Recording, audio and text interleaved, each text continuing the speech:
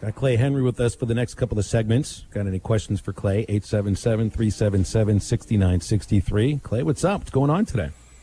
Yeah, I was trying to see if I could get me an NIL deal. I was just kind of been playing around with that this morning. No luck.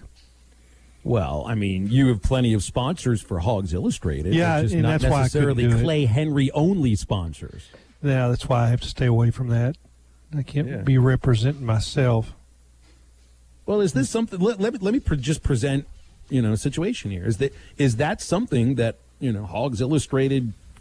I'm not saying is interested or would be interested in, but do you believe that's something that a media organization such as Hogs Illustrated could or should get involved in, like sponsoring an athlete, the way that we're seeing, happen in this last week now? Well, I don't see any money laying around, so it's probably not going to happen. So, well, it presents some sort of conflict of interest in a way, though, doesn't it? Well, I think it does. Yeah, it probably. Yep. So you just wonder why we're promoting the backup tight end, right? That's who we signed.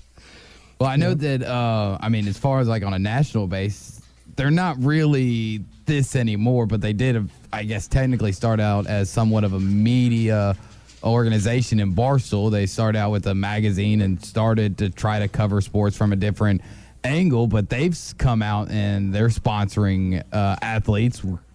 I mean, is it going to be that way? It's kind of going to be like basically TMZ type of medias that will sponsor. And if you have a player that's sponsored by your organization that you're probably not taken very seriously. The problem that I see is that the university might not appreciate that, that you're singling out athletes to, probably be sponsoring the whole team, right? Yeah. I mean, if that's your angle, okay, I'm paying for, what would you call it, access. That's the wrong way to go at it. And I do think that would be a conflict of interest to do it that way. But I can't answer all the questions of what's going to happen. I think, a year from now we're going to look back and it's going to be really strange what all has transpired. And the rules, whatever they are, probably will be broken and redefined. And, this didn't work, so we got to do it this way. I don't think we know. It's kind of like COVID. We don't know what was going to happen from 2 weeks forward.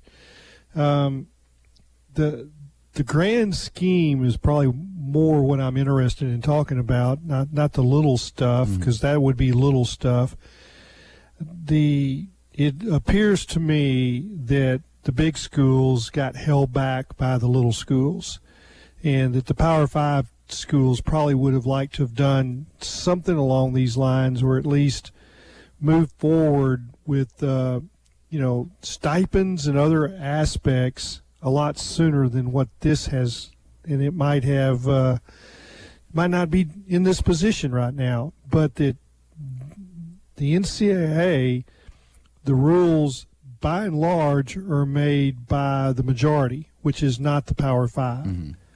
So, schools like Arkansas State and UCA and in Division II, the rules are made to hold back, big spending, because they'd be out of business if not. The staff sizes, big stipends for players, the way you travel, the meals that you give, everything is regulated to hold down expenses. And schools like Memphis and Tulsa and Houston and North Texas, they can't compete.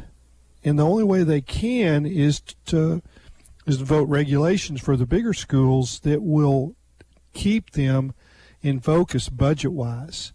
And I think the Power 5 schools have got to say, see you later, and will change things. Clay, I in the first segment of the show, I kind of drew out a possibility where this could happen. And if you look back to the last time that there was some major sea change in college sports, the way that this looks like is happening, it was the Supreme Court decision that took away the television contract bargaining rights from the NCAA and distributed it to the leagues. That led to change in the leagues in and of themselves, and led to the dissolution of the Southwest Conference and everything else. And now what I'm seeing here is you've got this price of $540,000 to sponsor all 90 players on Miami, and if you extend that out to all 65 Power 5 teams, Clay, even if you just do $1,000 per month, somebody could sponsor all of Power 5 college football for $5.5 million per month. That's just per month.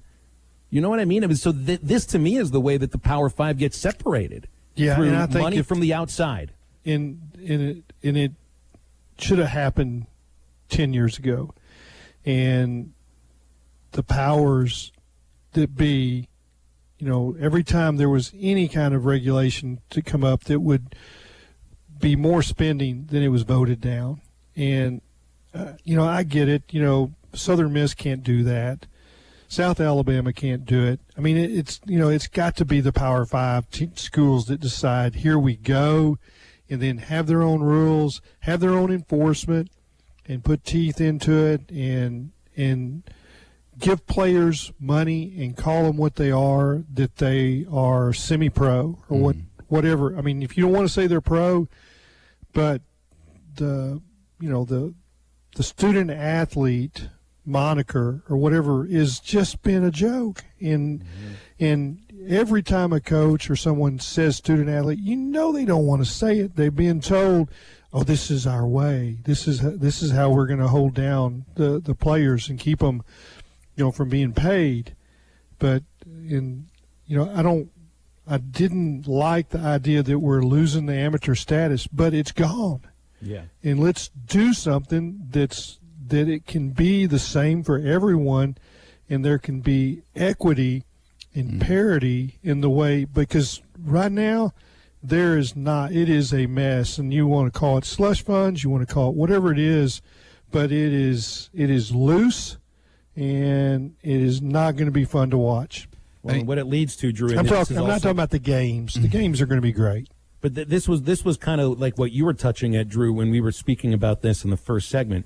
You worry about that the G5 schools power football goes away essentially. I don't know if it necessarily goes away so much as things become clearer.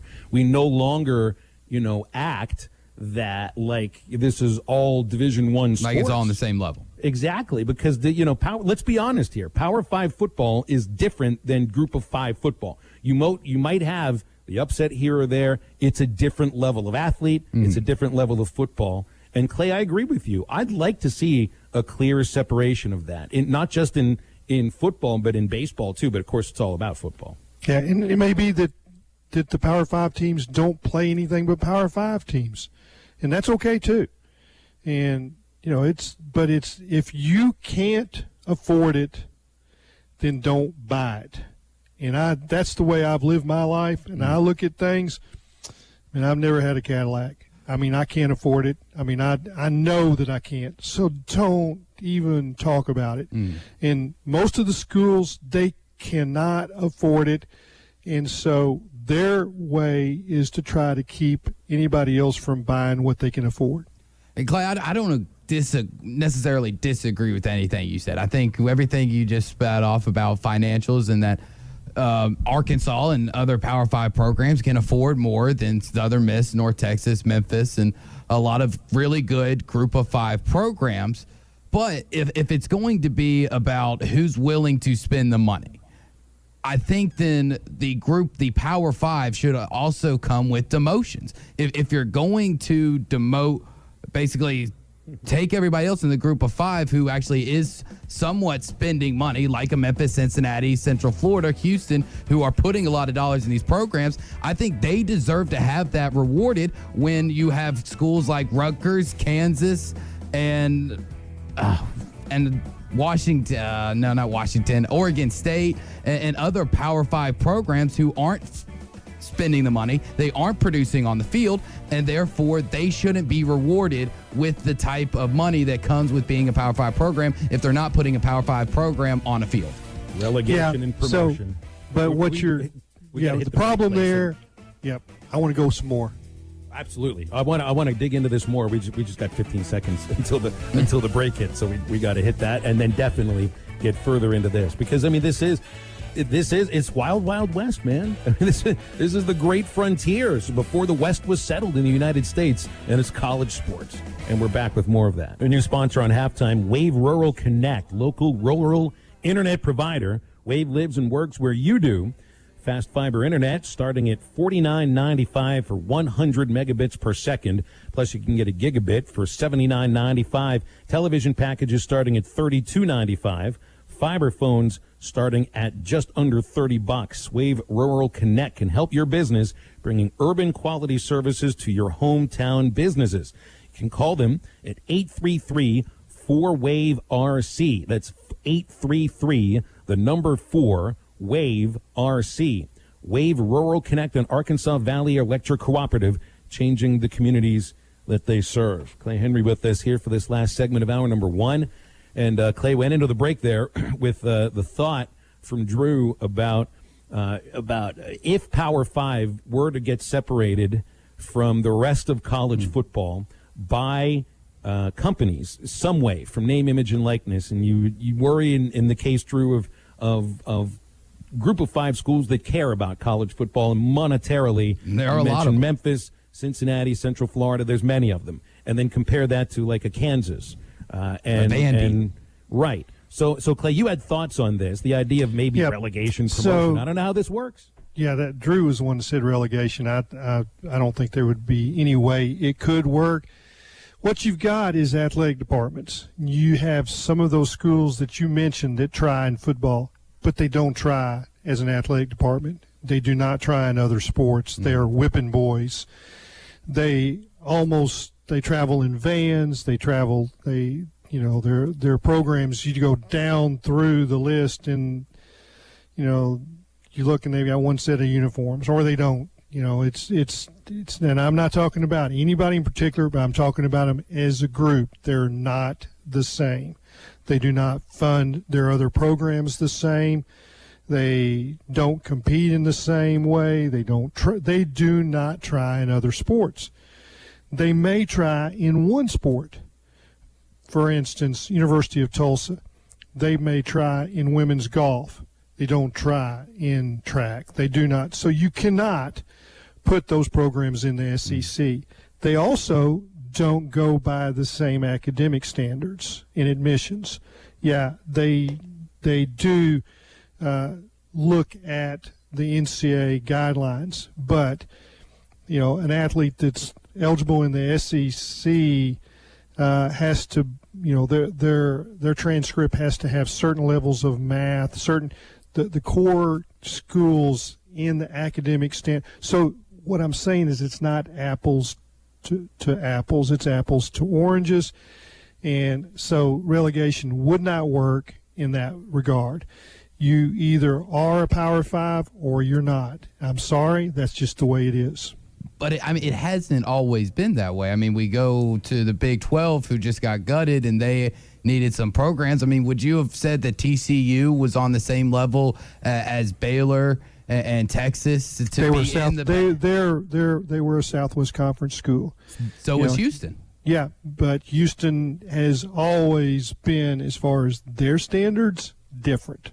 I'm just going to say that Texas and Texas A&M and Baylor, they do not look at Houston the same way that they do TCU. So basically, TCU's a private school, and their standards across the board are different.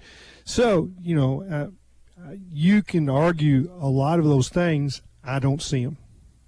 I just don't see how, at this point, this is as good as you can possibly get. I think programs and universities can continue to grow, continue to get better, and then as they continue to grow, get more financing, get more backing from community organizations in their community, can eventually get to the spot. I just the way you're saying this, and correct me if I'm wrong, that where programs and universities are now, that's as high as they're going to get, so we might as well. No, they can do it as a group. They can change their standards. They can change their academic views. They can go by the same rules. They're not now, and they're not supporting their athletes the same way.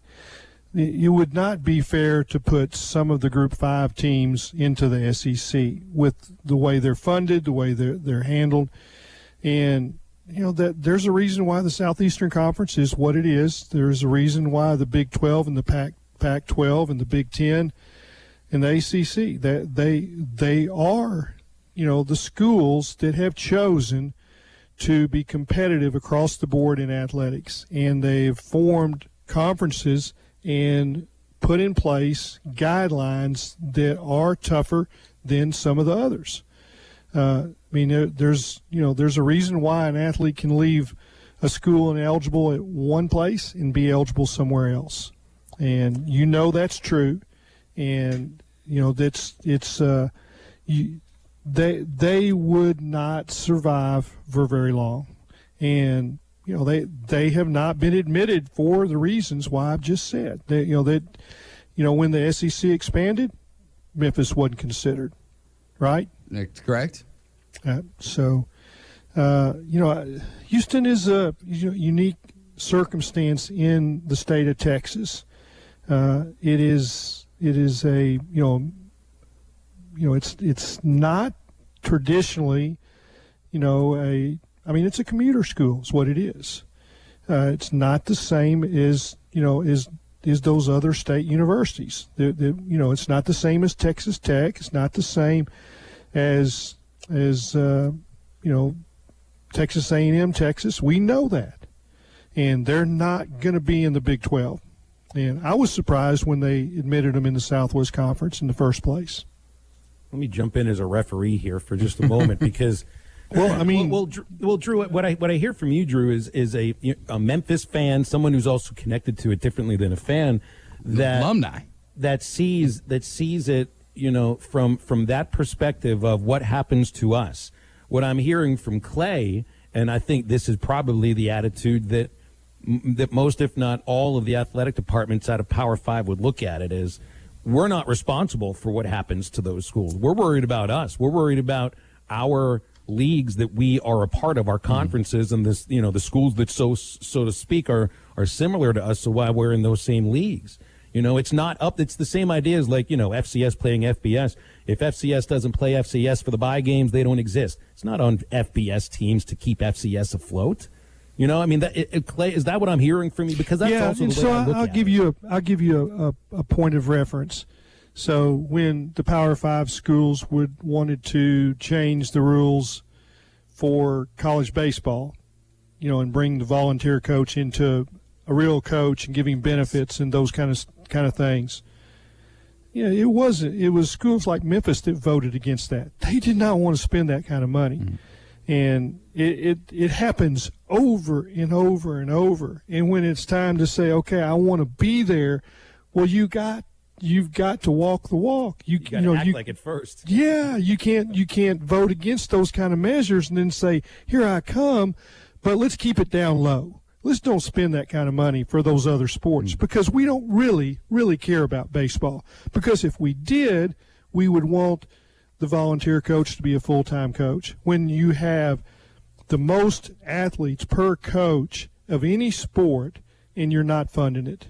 And, that I don't get it that those conferences, they could make themselves into something else, but they don't. They cannot afford it.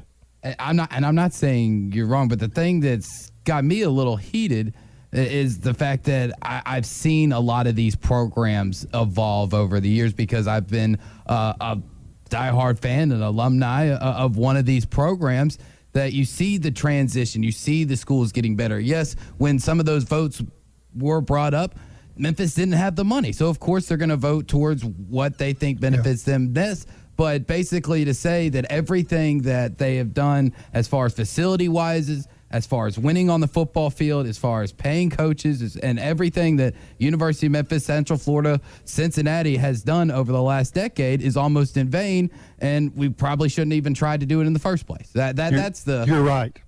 What gets me heated about it. You nailed it. You're kind of right about that too. I mean, this. Yeah. No, you nailed it. 100%. There's no seat at the table, so why even try to? Well, but you don't go about doing it by violating the rules and not going by the same rules.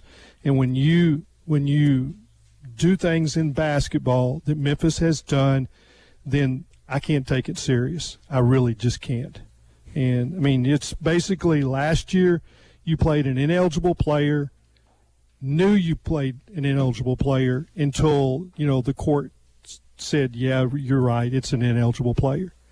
That's the typical stuff that you get from Memphis. And it happened, under when the Kentucky coach was there. You knew it was going on. And so I can't take it serious. Sorry, Drew. I apologize, but that's just the way I feel. Everyone's can have their own opinion. It's okay. And it's okay for me not to like said opinion as well. He's got hard facts for reasonings to feel that way, and you have your reasons for I feeling do the way as you well. do, Drew. And, No hard feelings. They won't change. Clay, we appreciate you, man, as always, your honesty and your thoughts. We will do it again next Wednesday. Sounds good. In a week, we'll do it again. And Clay Henry with us. Stay tuned because we're going to be talking with Terry Prentice from Arkansas Athletics about the flagship program and really what this last week has been like. Stay tuned on Halftime.